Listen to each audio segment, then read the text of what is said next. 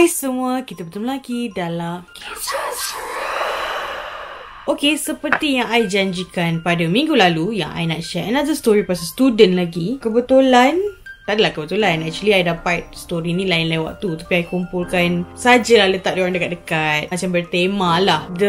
This story jadi kepada student yang bukanlah menetap, dia duduk, tinggal, dia belajar dekat Shah Alam lagi. Tapi yang I boleh confirmkan di sini ialah kejadian ni tidak berlaku di bangunan yang sama seperti kisah minggu lalu. Tetapi kawasannya berdekatan.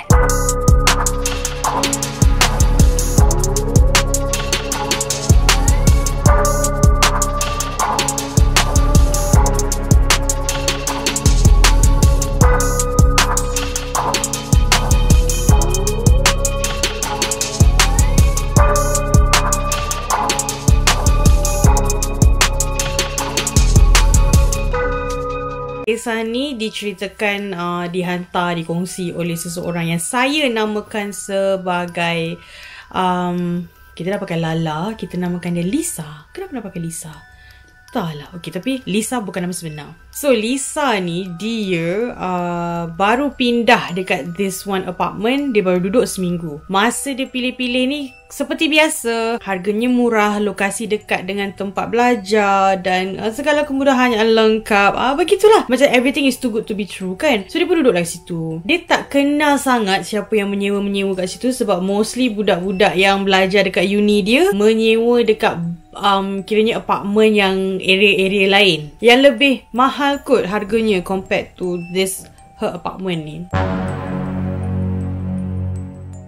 So to cut the story short, masa dia duduk situ, dia tak kenal siapa-siapa, tapi adalah orang yang menyewa kat situ. Jadi tak adalah rasa janggal ke apa ke. Cuma dia duduk seorang. Dia dapat apartment tu, dia menyewa seorang. Kiranya apartment yang dia menyewa tu, dia duduk seorang. Dia tak ada kenal siapa-siapa dari college dia, daripada kelas dia, semua yang menyewa kat situ. Sebab mostly kawan-kawan dia pilih untuk menyewa kat tempat-tempat lain. Tempat-tempat lain tu a bit pricey lah compared to apartment yang dia sewa tu. So sebab tu dia tak ada kenal siapa-siapa lah. Cuma dia aware yang tempat tu ramai orang lah. So dia tak ada rasa takut. Setiap level, setiap rumah ada je orang. Macam berlega-lega manusia di situ. So tak ada rasa apalah. Rasa selamat lah. Seminggu selepas dia duduk situ, dia balik kelas. Dia perasan masa dia nak naik dia punya apartment tu, lift rosak. Dia tekan lift, tak boleh. Okay lah, fine, lift rosak, tak apa. Naik tangga. Penat ni naik tangga. Sampailah rumah dia. I pun tak pasti rumah dia tingkat berapa, tapi dia kata banyak tingkat lah, so penat. Dah masuk rumah, duduk seorang, blackout kan. So okay, tak apalah. Dia just decide untuk mandi. So lepas mandi, nak sejukkan badan kan, tetap masih tak ada elektrik lagi. So macam besar lah nak tanya jiran-jiran, tak kenal sangat jiran-jiran. So kita apalah, dia dah baring ni. Lepas mandi dah siap semualah Dia dah baring. Dia buka tingkap seluas-luasnya lah supaya angin masuk. Angin pun tak adalah kuat sangat, just sepoi-sepoi bahasa buat jadilah, daripada tak ada langsung kipas aircon ni semua kan. So dalam dia dah tertidur, tiba-tiba dia terjap. Dia dikejutkan dengan bunyi tangisan.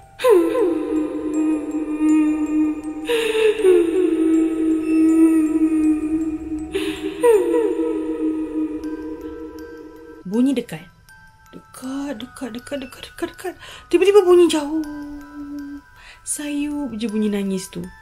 Kejap kan dekat. Lepas tu kan jauh. Dia tengok dekat luar dah petang, dah macam langit dah senja lah, belum malam lagi lah, langit dah macam nak senja. So dia ingat kan, sebab dekat floor dia tu, level dia adalah kira macam mak-mak motor menyewa juga kat situ tau. So dia assume macam jiran-jiran dia ni lah yang nak menakut-nakutkan. Dia jerit lah, dia kata, weh tak kelakar lah nak kacau-kacau orang petang-petang macam ni, diam boleh tak? Dia assume budak-budak motor kacau dia. Lambat lagi dek. Sekejap bunyi tu berhenti. So dia macam kena sound baru nak diam. Bodoh kacau orang petang-petang macam ni. Okey, tak apa. Dia baring lagi lah sebab tak boleh buat apa pun. Nak buka laptop kan, tak ada charger semua. Kalau bateri habis nak layan movie ke apa kan. Dalam dia tengah tergulik main phone dia, bunyi tu datang balik.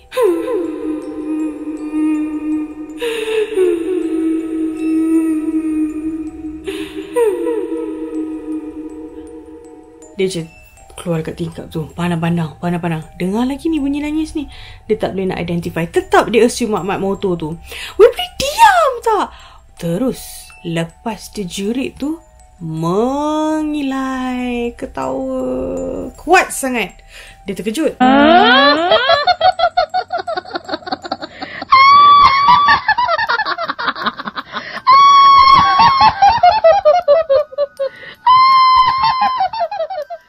Time ni dia dah pelik, ketawa pula.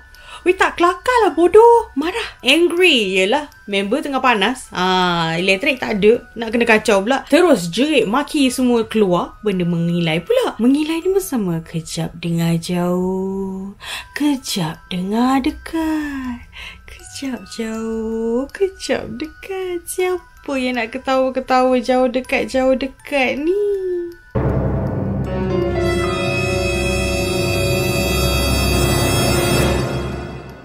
Dia tak puas hati, dia capai phone dia daripada atas katil tu, dia nak call orang. Dia nak call, line tak ada. Sudah. Dan ni, line tak ada. Tekan. Tak boleh nak make a call sebab line tak ada. Tahu-tahu, pum, phone mati. Sebelum dia tertidur tu, dia main phone. Agaknya terbiar video terplay ke, phone tak lock ke apa, so battery running lah. And dia pun kan baru balik kelas, so maybe battery dia dah memang low ke apa. Yelah, tak expect lah rumah blackout kan. So dah nak try call ni, pap, phone mati pula. Phone sudah mati, dia dah dengar lagi benda tu. Ketawa, mengilai. Dari anak mata dia ternampak ada sosok berbaju putih, berambut panjang menggerbang, sedang ketawa mengilai dalam bilik tidur dia.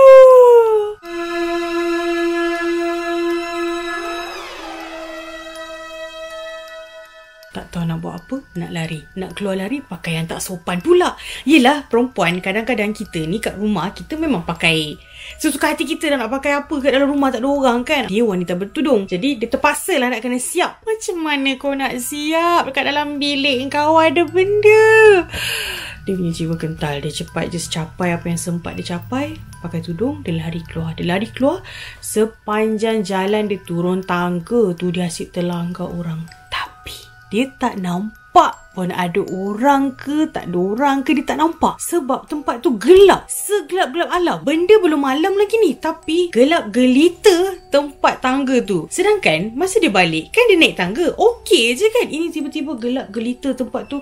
And dia macam berlanggar-langgar dengan orang. Dia pun tak pasti yang dia berlanggar tu orang ke apa ke. Macam sempit, macam semak sangat. Macam kat tangga tu penuh dengan manusia. Dia terlanggar sambil dia lari. Asyik terlanggar. Dia sampai kat bawah. Dia lari depan sikit, jauh sikit daripada bangunan apartmen dia. Dia ambil nafas. Dia kata, tahu tak kenapa dia kena lari jauh sikit daripada dia punya apartmen, keluar daripada kawasan apartmen tu? Sebab sepanjang dia berlari turun tangga yang gelap itu dan berlanggar bahu atau apa dengan sesuatu yang dia tidak nampak itu, dia masih mendengar jelas dekat telinga dia yang ada orang mengilai kuat gila kat telinga dia.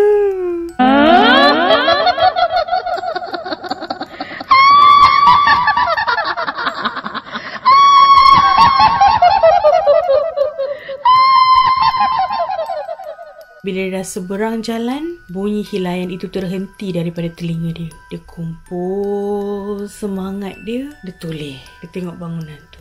Dia tengok dari bawah sampai atas. Dekat tingkap bilik dia tu, ada sosok wanita berbaju putih, berambut panjang, dan rambut panjang itu terkeluar daripada tingkap panjang, tergantung. Melambai-lambai rambut itu, berlanggar-langgar dengan dinding bangunan, memandang tepat ke arah dia. Dia tengok bangunan tu, takut sangat. Sebab bangunan tu nampak usang je, seperti bangunan tinggal.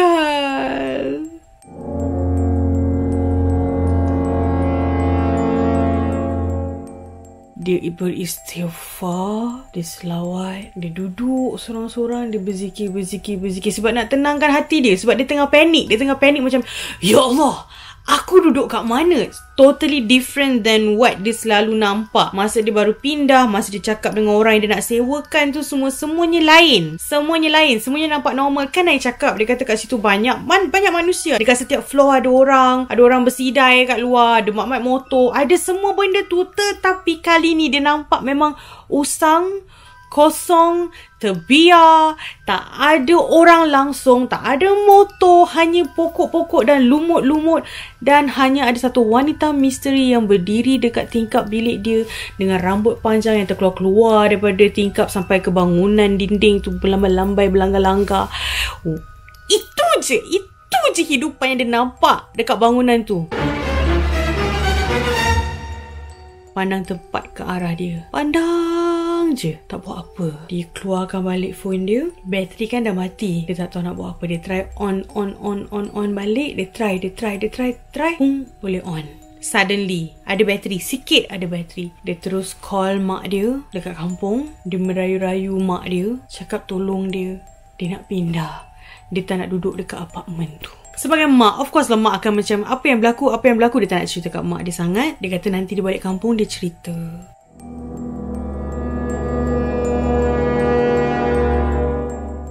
To cut the story short, dia dah balik kampung, dia dah explain kat mak dia apa yang berlaku dalam hidup dia, apa semua ni, semua yada.